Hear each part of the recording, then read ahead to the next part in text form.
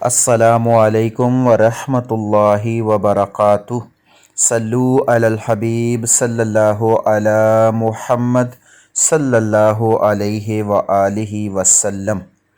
رضائے الہی چینل میں آپ سب کو خوش آمدید کہتے ہیں۔ اللہ عز و جل سے دعا ہے کہ اللہ عز و جل آپ سب پر اپنا خاص کرم فرمائے، دونوں جہانوں کی بلائیاں عطا فرمائے، خوشیاں عطا فرمائے، ہر دکھ اور تکلیف سے محفوظ رکھے، آپ کو دنیا اور آخرت میں کامیابی عطا فرمائے، بے اولادوں کو نیک اور صالح اولاد عطا فرمائے، اور جو اس دنیا فانی سے جا چکے ہیں اللہ عز و جل ان کو جنت الفردوس میں اعلیٰ سے اعلیٰ مقام عطا فرمائے، اور ہمیں اس دنیا میں رہ کر موت کی تیاری کرنے کی توفیق عطا فرمائے۔ ہمارا کورس ہے میت کو غسل اور کفن دینے والا۔ اس میں ہم نے اس سے پہلے 3 ویڈیو جو ہیں وہ پیش کیے آپ کی خدمت میں، اور یہ چوتھا ویڈیو ہے جس میں آپ کو میت کو غسل دینے کے بارے میں بتایا جائے گا ویڈیوز کی مدد کے ساتھ کہ کس طرح میت کو غسل دیا جاتا ہے۔ تو امید ہے کہ آپ اس کو پورے غور و فکر کے ساتھ سنیں گے اور اس کے اوپر توجہ دیں گے۔ انشاءاللہ عز و جل اس ویڈیو کے ذریعے آپ کو میت کو غسل دینا جو ہے وہ بالکل آسان ہو جائے گا، اور میت کے جتنے بھی غسل دینے کے معاملات ہیں وہ آپ کی سمجھ میں آ جائیں گے، کیونکہ تمام چیزیں جو ہیں وہ ویڈیوز کے ساتھ بتائی جائیں گی، اور اس طرح آپ کے لیے آسانی رہے گی۔ دیکھیں، میت کو غسل دینے میں ہم نے یہ چیز ذہن میں رکھنی ہے کہ سب سے زیادہ جو امپارٹنٹ چیز ہے وہ یہ ہے کہ میت میں اگر ہم کچھ چیز دیکھتے ہیں جو غیر اخلاقی ہو، جسے دوسروں کو نہیں بتانا چاہیے، اگر ہم وہ دوسروں کو نہیں بتاتے تو حدیث مبارکہ کا مفہوم ہے کہ جو بندہ میت کو غسل دیتا ہے اور اس میں اگر کوئی ناپسندیدہ بات دیکھتا ہے اور وہ اس کو پردے میں رکھتا ہے تو وہ گناہوں سے ایسے ہی پاک ہو جاتا ہے جیسے آج ہی پیدا ہوا۔ تو اس فضیلت کو حاصل کرنے کے لیے سب سے پہلی بات تو یہ ہے کہ آپ لوگوں کو کوشش کرنی ہے کہ میت کو غسل دینا ہے۔ میت کو غسل دینے میں ڈرنا بھی نہیں چاہیے اور پریشان ہونے والی بھی کوئی بات نہیں ہوتی۔ یہ ہمارے محبت والے لوگ ہوتے ہیں، ہمارے پیارے ہوتے ہیں، جنہوں نے ہمارے ساتھ زندگی کے اتنے سال گزارے ہوتے ہیں، اور جب وہ دنیا سے جاتے ہیں تو ہمیں بالکل ڈرنے والی کوئی بات نہیں ہوتی۔ ہمیں محبت کے ساتھ انہیں غسل دینا چاہیے اور پیار کے ساتھ۔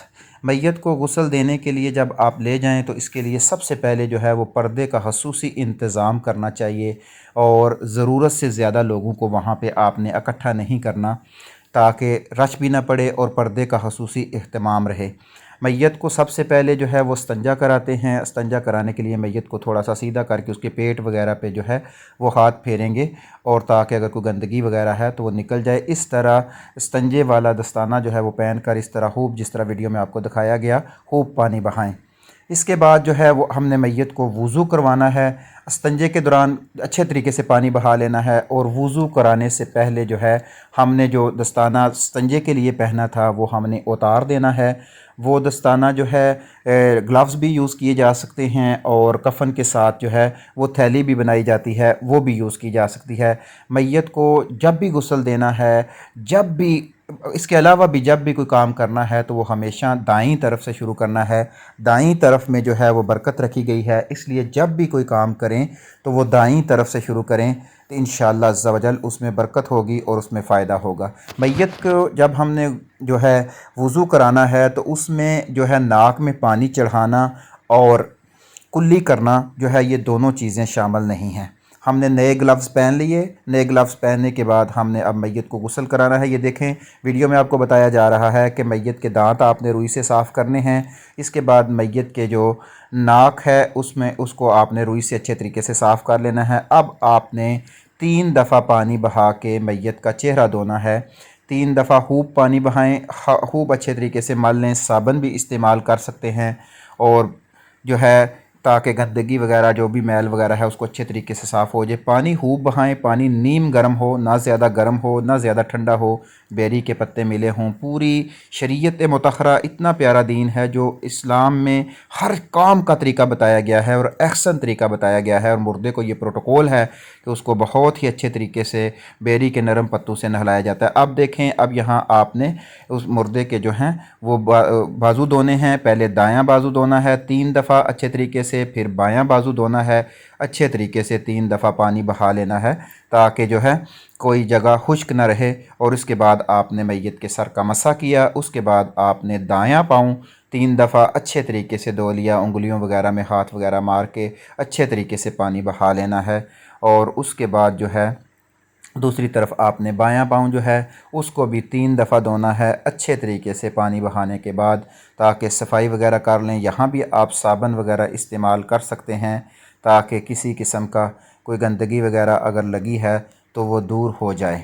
انگلیوں کا حلال بھی آپ کر سکتے ہیں تاکہ انگلیوں میں بھی جو میل وغیرہ ہے وہ نکل جائے۔ اس طرح خوب پانی بہا کے جو ہے میت کو آپ وضو کرائیں گے، اور وضو کے بعد جو ہے پھر اگلا سٹیپ شروع ہوگا۔ ویڈیو میں آپ کو اچھے طریقے سے بتایا جا رہا ہے کہ آپ نے کس طرح پانی بہانا ہے۔ پہلے دائیں بازو کو دائیں پاؤں کو دھونا ہے، پھر بائیں پاؤں کو دھونا ہے، اور اچھی طرح ملنا بھی ہے۔ یہاں آپ مدد بھی لے سکتے ہیں، ایک بندہ جو ہے وہ پانی ڈالتا رہے اور دوسرا جو ہے وہ اچھے طریقے سے دھو لے، یہ بھی آپ استعمال کر سکتے ہیں تاکہ کسی قسم کا کوئی مشکل نہ پیش آئے آپ کو دھونے میں، اور تاکہ کوئی جگہ خشک بھی نہ رہے۔ تو میت کے وضو میں بھی ہر چیز کا خیال رکھنا ہے کہ کوئی جگہ خشک نہ رہے، اچھے طریقے سے پانی بہا لینا ہے، اور کوئی بال برابر جگہ بھی خشک نہ رہے، اور جو ہے پردے کا خصوصی اہتمام کرنا ہے، کیونکہ جب پانی ڈالا جاتا ہے تو پردے میں تھوڑی سی مشکلات سامنے آتی ہیں کہ کپڑا گیلا ہو جاتا ہے، جس کی وجہ سے میت کا ستر نظر آنا شروع ہو جاتا ہے۔ تو اس میں ہم احتیاط کریں گے۔ اس کے بعد جو ہے وہ میت کے داڑھی اور سر کے جو بال ہیں ان کو بھی آپ نے دھو دینا ہے، داڑھی کا حلال بھی آپ نے کر لینا ہے اچھے طریقے سے، تاکہ کوئی جگہ جو ہے وہ خشک نہ رہے۔ اب یہاں پہ دیکھنا ہے کہ آپ نے میت کو بائیں کروٹ پہ لیں گے تو دائیں سائڈ دھوئی جائے گی، پھر دائیں کروٹ پہ لیں گے تو بائیں سائڈ دھوئی جائے گی۔ اس میں بھی اچھے طریقے سے کروٹ بدلی کر کے شیمپو وغیرہ صابن وغیرہ لگا کر آپ نے میت کو جو ہے وہ اچھے طریقے سے دھو لینا ہے، تاکہ یہاں بھی جسم کا کوئی حصہ خشک نہ رہے۔ اب ویڈیو میں آپ دیکھیں، اس طرح آپ نے پہلے الٹی کروٹ پر لینا ہے اور سیدھی کروٹ کو دھونا ہے، اور اس طرح جو ہے پھر دوسری کروٹ پہ لے کے دوسری سائڈ کو دھونا ہے، اور اس طرح آپ مردے کی بیک سائڈ کو بھی دھو سکتے ہیں۔ تو بہت اچھے طریقے سے جو ہے صابن وغیرہ استعمال کر کے آپ دھوئیں، کوئی جگہ خشک نہ رہے۔ پردے کا انتظام جو ہے وہ آپ نے دیکھا ہوگا، یہ اوپر رنگ دار چادر ہے، چادر کے نیچے سے پانی بہایا جا رہا ہے جو ہے، تاکہ پردے میں کسی قسم کی بھی کوئی قباحت نہ ہو۔ اب یہ الٹی سائڈ اور سیدھی سائڈ کر کے پورے طریقے سے جو ہے پانی بہا کے میت کو غسل دینا ہے، اور میت کو غسل دینے میں اچھی اچھی نیتیں بھی آپ نے پہلے کر لینی ہیں، کیونکہ مومن کو نیت کے مطابق ثواب بڑھتا جاتا ہے۔ جیسے جیسے آپ کی نیتیں زیادہ ہوتی جائیں گی آپ کو ثواب ملے گا انشاءاللہ۔ آج ہم اگر اس دنیا میں کسی میت کو غسل دیں گے تو کل انشاءاللہ ہمارے لیے بھی اللہ عز و جل اچھے اسباب پیدا کر دے گا، اور اچھے لوگ پیدا ہو جائیں گے جو ہمیں غسل دیں گے۔ اس طرح جو ہے آپ نے کافور والا پانی، بیری کے پتوں والا پانی، اور جو تخت وغیرہ کو دونی دینی ہے وہ پچھلے ویڈیو میں بھی بتا دیا گیا تھا۔ اچھے طریقے سے خوشبو کا بھی اہتمام کرنا ہے تاکہ میت کو مکمل طور پر پروٹوکول دیا جائے، اور پھر آپ نے سارے بدن پر جو ہے وہ کافور ملا ہوا پانی جو ہے وہ بہانا ہے۔ اور اس میں یہ خیال رکھیں کہ پانی کو اگر آپ کوشش کریں تو طاق دفعہ بہائیں، 3، 5، 7 دفعہ، تاکہ کیونکہ طاق عدد بھی شریعت کو بہت زیادہ پسند ہے، تو یہ جو کام ہے یہ بھی ساتھ میں طاق والا بھی سنت ادا ہو جائے۔ اس طرح جو ہے الحمدللہ ہم دائیں طرف سے شروع کریں گے اور طاق عدد میں کریں گے، اور اچھی اچھی نیتوں کے ساتھ انشاءاللہ میت کو غسل کرائیں گے، تو انشاءاللہ عز و جل ہمیں ثواب بھی ملے گا۔ اس بات کو میں بار بار دہرا رہا ہوں کہ میت میں ہمارے ہاں زبان سے نکل جاتا ہے، شیطان انسان کی زبان سے اگلوا دیتا ہے کہ بھائی بتاؤ نا، لوگ پوچھتے ہیں ہاں بھائی میت کو غسل دیا، کوئی بدبو وغیرہ تو نہیں آئی، کوئی چیز تو نہیں دیکھی؟ تو آپ نے ہمیشہ یہ بات ذہن میں رکھنی ہے کہ میت کی اچھائی ہی بیان کرنی ہے، میت کی برائی بیان نہیں کرنی، کیونکہ میت کی اچھائی میں ہی ہمارا بھی فائدہ ہے، اور انشاءاللہ عز و جل میت کو بھی فائدہ ہوگا۔ اب ہم نے غسل کو مکمل طریقے سے جان لیا، اس کو 1، 2، 3 دفعہ آپ دیکھ کر اس کی پریکٹس کریں، انشاءاللہ عز و جل جو ہے آپ کو یہ ذہن میں بیٹھ جائے گا، اور جیسے ہی آپ کو موقع ملے تو آپ کوشش کر کے یہ میت کو غسل دیں، تاکہ آپ گناہوں سے پاک ہوتے جائیں، اور اللہ تعالیٰ سے دعا بھی کریں کہ اللہ عز و جل ایسے اسباب پیدا کرتا جائے کہ آپ میتوں کو غسل دیتے جائیں، آپ کے گناہ بڑھتے کم ہوتے جائیں، گرتے جائیں، اور آپ کے درجات جو ہیں وہ بلند ہوتے جائیں۔